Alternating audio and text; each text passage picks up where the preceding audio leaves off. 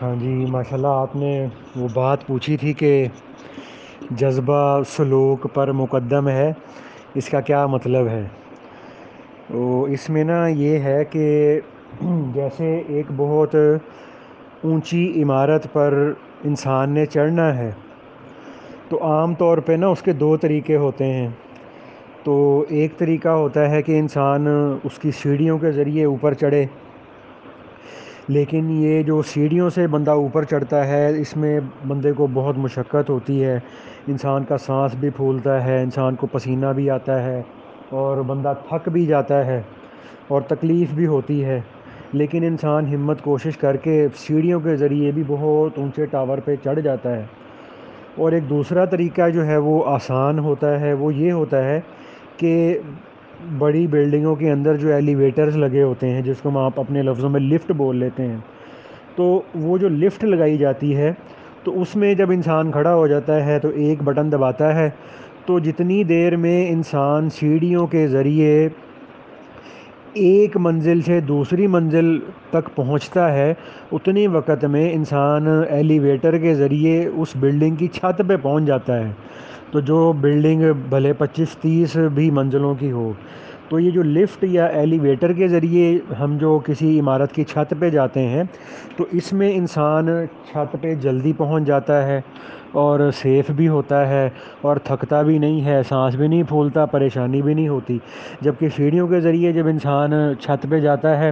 تو اس میں مشقت بھی ہے، تھکاوٹ بھی ہے، سانس بھی پھولتا ہے۔ تو اسی طرح سے یہ جو اللہ تعالیٰ کی محبت، معرفت اور روحانیت اور تزکیہ نفس کا جو یہ راستہ ہے نا، اس راستے اور اس عمارت کی چھت پر پہنچنے کے بھی دو راستے ہیں۔ ایک راستے کو سلوک کہا جاتا ہے اور دوسرے راستے کو جذبہ کہا جاتا ہے۔ تو سلوک کا جو راستہ ہے، سلوک کا مطلب ہوتا ہے راستہ، اور اسی سے لفظ نکلا ہے سالک کا۔ تو تصوف کی کتابوں میں اکثر یہ لفظ سلوک اور سالک یہ لکھے ہوتے ہیں۔ تو سالک ہوتا ہے اس راستے پر چلنے والا، اور سلوک کا معنی ہوتا ہے وہ راستہ۔ تو جیسے اس بلڈنگ تک پہنچنا ایک تھا سیڑھیوں کے ذریعے، اس میں انسان کا سانس پھولتا ہے، تھکتا ہے اور پسینہ آتا ہے، انسان کی بری حالت ہو جاتی ہے، لیکن آخر کار انسان گرتے پڑتے سیڑھیوں کے ذریعے بلڈنگ کی چھت پہ پہنچ جاتا ہے۔ تو یہ جو سلوک کا راستہ ہوتا ہے، اس کا مطلب یہ ہوتا ہے کہ انسان اللہ کی معرفت محبت حاصل کرنے کے لیے خود مجاہدے کرتا ہے، یعنی وہ اپنے آپ کو بھوکا رکھتا ہے اور کھانا کم کھاتا ہے اور راتوں کو تھوڑا سوتا ہے، زیادہ جو ہے وہ نفل پڑھتا ہے، عبادتیں کرتا ہے، اور اسی طرح سے وہ لوگوں کے ساتھ کم ملتا ہے، تنہائیوں میں رہتا ہے۔ تو یہ جو ہے نا، یہ مجاہدے کا راستہ ہے، یہ سلوک کا راستہ ہے۔ تو اسی کے بارے میں ہم جو اکثر جو کتابوں میں پڑھتے ہیں، بیانوں میں سنتے ہیں کہ جی وہ فلاں بزرگ تھے، وہ پوری پوری رات کو سویا نہیں کرتے تھے، اور فلاں بزرگ تھے وہ جب کھانے کا وقت آتا، بھوک لگتی تو کھانے کی بجائے ستو پھانک لیتے کہ جی جتنا وقت میں کھانے میں صرف کروں گا اتنا وقت میں اللہ کے ذکر میں لگا دوں گا۔ تو اسی طرح سے اور بہت سارے ہمارے بزرگوں کے ایسے واقعات آتے ہیں کہ جی وہ رات کو جاگنے کے لیے آنکھوں میں جو ہے وہ پسی ہوئی مرچیں ڈال لیا کرتے تھے۔ تو اس طرح کے جو ہمارے بزرگوں کے واقعات آتے ہیں نا کہ جی وہ ان کا جو ہے وہ گوشت کھانے کو دل کیا تو انہوں نے پھر اپنے نفس کو سزا دینے کے لیے اگلا 1 سال گوشت ہی نہیں کھایا۔ تو یہ جو مجاہدوں کا راستہ ہے، یہ جو ریاضتوں کا راستہ ہے، بھوکے پیاسے رہنے کا، راتوں کو جاگنے کا، اور اپنے آپ کو مشقتوں میں ڈال کر اللہ کا تعلق، معرفت محبت حاصل کرنے کا جو راستہ ہے نا، اس پہ جو چلنے والے ہیں ان کو سالک کہا جاتا ہے، اور ان کے اس راستے کو سلوک کہا جاتا ہے۔ تو اسی طرح سے یہ جو جیسے ہمارے میڈیکلی اعتبار سے علاج کے 3 طریقے ہیں، بلکہ آج 4 طریقے ہیں، آپ کو پنکچر ہے، ہومیوپیتھک ہے، ایلوپیتھک ہے اور ہربل ہے۔ تو اسی طرح سے یہ جو اللہ کی معرفت محبت حاصل کرنے کا جو راستہ ہے نا، اس کے بھی آگے 4 اسکول آف تھاٹس ہیں دنیا کے اندر۔ اس میں ایک نقش بندیہ ہے، ایک قادریہ ہے، ایک سہروردیہ ہے اور ایک چشتیہ ہے۔ تو وہ جو 3 سلسلے ہیں نا، چشتیہ، قادریہ اور سہروردیہ، ان 3 سلسلوں کے اندر یہ ہوتا ہے کہ انسان کو پہلے مجاہدے کرنے پڑتے ہیں، اس کو مشقتیں اٹھانی پڑتی ہیں، اس کو بھوکا رہنا پڑتا ہے، اس کو بھوک پیاس سے گزارا جاتا ہے، اور اس کے جو ہے وہ اس کو رگڑے لگائے جاتے ہیں، اس کی تربیت کی جاتی ہے، اس کو بات بے ڈانٹا جاتا ہے، اس کو شیخ صاحب اپنی خانقاہ سے نکال دیتے ہیں، مجلس سے نکال دیتے ہیں۔ تو اس طرح سے وہ جو تین سلسلے ہیں نا جن کا میں نے ابھی نام لیا، ان کے اندر یہ جو پیٹرن ہے نا وہ غالب ہے، یعنی مشقتوں کا، مجاہدوں کا، بھوکے پیاسے رہنے کا، راتوں کو جاگنے کا، لوگوں سے ملاقات نہ کرنے کا۔ تو یہ جو طریقہ ہے نا ان تین سلسلوں میں یہ غالب ہے۔ ان میں پہلے جو مرید ہوتا ہے نا اس کو یہ مجاہدے وغیرہ کرنے پڑتے ہیں، اس کے بعد اللہ پاک کی جو رحمت ہے نا وہ اس بندے کی طرف متوجہ ہوتی ہے، اللہ تعالیٰ کو اس بندے پہ پیار آتا ہے، اور اللہ پاک پھر اپنی رحمت سے اس بندے کو اپنی طرف جذب کر لیتے ہیں۔ تو اور جو دوسرا جو راستہ ہے وہ ہے جذب کا۔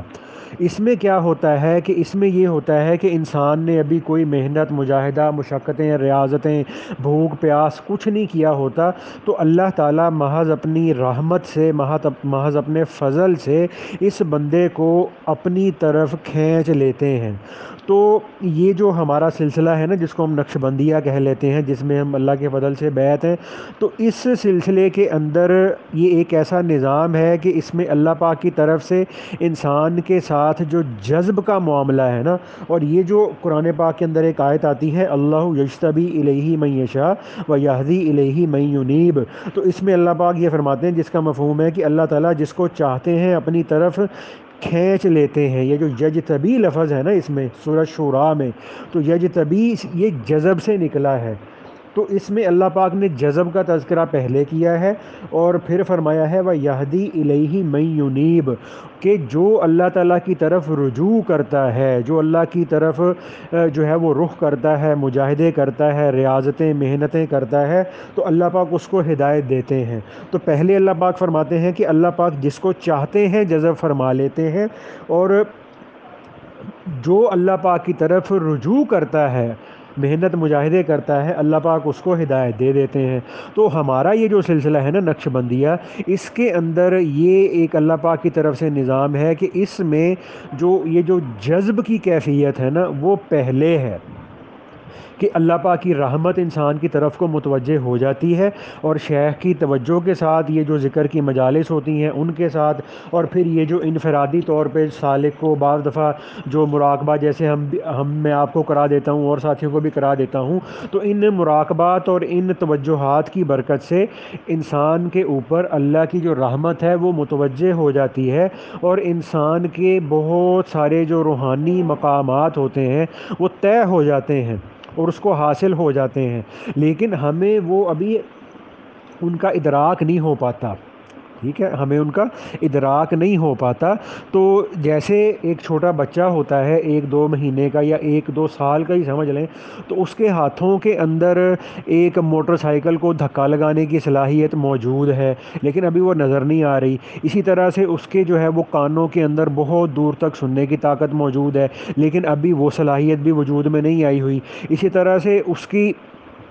اس کے جو ہے وہ پیروں کے اندر بہت زیادہ بھاگنے دوڑنے کی صلاحیت موجود ہے، لیکن وہ بھی ابھی نظر نہیں آ رہی۔ تو اس بچے کے جسم کے اندر جو یہ ساری طاقتیں ہیں وہ موجود ہیں، لیکن ابھی اس کا ادراک نہیں ہو پاتا۔ جیسے جیسے بچہ بڑا ہوتا جاتا ہے اس کو پھر اپنی جسم کے اندر یہ جو موجود صلاحیتیں اور طاقتیں ہیں اللہ پاک اس پہ وہ کھولتے چلے جاتے ہیں۔ اسی طرح سے ہمارے سلسلے کے اندر ذکر کی برکت سے اور اتباع سنت کی برکت سے دوسرے سلسلوں کے اندر جو کام ریاضتوں، مجاہدوں اور محنتوں مشقتوں کے ذریعے حاصل ہوتا ہے، ہمارے اس سلسلے کے اندر اللہ کے نبی صلی اللہ علیہ وآلہ وسلم کی سنت کی کامل پیروی کرنے سے حاصل ہوتا ہے، ذکر کی پابندی سے حاصل ہوتا ہے، اور اپنے شیخ کی صحبت میں حاضر ہونے سے، اپنے شیخ کی صحبت میں اپنی اصلاح کی نیت سے بیٹھنے سے حاصل ہوتا ہے۔ تو اس لیے یہ جو تصوف کی کتابوں کے اندر یہ بات لکھی جاتی ہے کہ اس سلسلے میں جذبہ سلوک پر مقدم ہے، کہ مطلب اس سلسلے میں انسان کو روحانی مقامات اللہ تعالیٰ کے فضل سے وہ پہلے حاصل ہو جاتے ہیں، اور اس کے بعد کہیں جا کر انسان کے لیے بہت تھوڑی سی محنت مشقت کا جو ہے وہ سلسلہ ہوتا ہے، زیادہ جو اس کے مقامات ہیں وہ اللہ کے فضل سے، اللہ کی رحمت سے حاصل ہو جاتے ہیں۔ تو اس میں پھر آگے سلوک کی بھی مثالیں ہیں، جیسے ہمارے جو ایک ابو بکر شبلی رحمۃ اللہ علیہ بزرگ گزرے ہیں، ان کو ان کے شیخ جنید بغدادی رحمۃ اللہ علیہ نے 5 سال مجاہدے کروانے کے بعد اپنی اصلاحی مجلس میں بیٹھنے کی اجازت دی تھی۔ ایسے ہی اور ہمارے جو حضرات ہیں صحابہ کے اندر، حضرت بلال حبشی رضی اللہ تعالیٰ عنہ تھے، حضرت سلمان فارسی رضی اللہ تعالیٰ عنہ تھے۔ تو یہ جو حضرات تھے، انہوں نے اپنے اپنے ملکوں کو چھوڑا اور محنتیں مجاہدے مشقتیں کرتے کرتے اور مختلف جگہوں پہ بکتے بکاتے کتنے مجاہدے کرتے ہوئے یہ مکہ مکرمہ کے اندر پہنچے۔ تو یہ سلوک کی مثال تھی۔ تو اور اسی طرح سے حضرت ابو بکر صدیق رضی اللہ تعالیٰ عنہ، حضرت عمر فاروق رضی اللہ تعالیٰ عنہ، اور اسی طرح حضرت بلال، اور اسی طرح جو تھے حضرت وحشی رضی اللہ تعالیٰ عنہ، تو یہ جو حضرات تھے انہوں نے کوئی محنت مجاہدے ریاضتیں نہیں کیے تھے، تو اللہ تعالیٰ نے ان کو اپنے فضل اور رحمت سے اپنی طرف کو کھینچ لیا۔ تو ہمارا یہ جو سلسلہ ہے نا، اسی ہمارے سلسلے میں جو خواجہ بہاؤالدین نقشبند رحمۃ اللہ علیہ، مجدد الفسانی رحمۃ اللہ علیہ، تو یہ بھی وہ حضرات تھے جنہوں نے اتنے ریاضتیں مجاہدے نہیں کیے۔ ان ریاضتوں مجاہدوں کے بغیر ہی اللہ پاک نے ان کو اپنی طرف جذب کر لیا۔ تو یہ اس کا مطلب ہوتا ہے کہ ہمارے سلسلے میں جذبہ سلوک پر مقدم ہے، کہ ہمارے سلسلے میں ریاضتیں مجاہدے وہ ابتدا میں نہیں ہوتے بلکہ نہ ہونے کے برابر ہوتے ہیں۔ اللہ کا فضل متوجہ ہو جاتا ہے اور انسان روحانیت میں آگے بڑھتا چلا جاتا ہے۔ تو یہ ماشاءاللہ بڑی خوشی ہوئی ہے کہ آپ نے یہ مطلب اس کتاب کو پڑھا ہے اور اس میں سے جو بات آپ کے سامنے آئی ہے آپ نے وہ پوچھی ہے۔ تو اسی طرح سے آپ اب یہ نہ سمجھیں کہ جناب وہ کتابوں میں تو جی بہت ساری باتیں آ جاتی ہیں کہ جی اب تو ہمیں یہ بھی سمجھ نہیں آ رہی، یہ بھی سمجھ نہیں آ رہی۔ تو جیسے ہم دنیاوی اعتبار سے انجینئرنگ پڑھتے ہیں تو اس میں جب ہمیں کوئی بات نہیں سمجھ میں آتی تو ہم اپنے بڑوں سے پوچھ لیتے ہیں جو اس کو پڑھے ہوئے ہوتے ہیں، جو ہم سے زیادہ جاننے والے آتے ہیں ہم ان سے پوچھ لیتے ہیں۔ تو اسی طرح سے یہ تصوف بھی جو ہے نا، یہ اس کی تھیوری بھی ہے، پریکٹیکل بھی ہے۔ تو جب اس کی تھیوری پڑھتے ہیں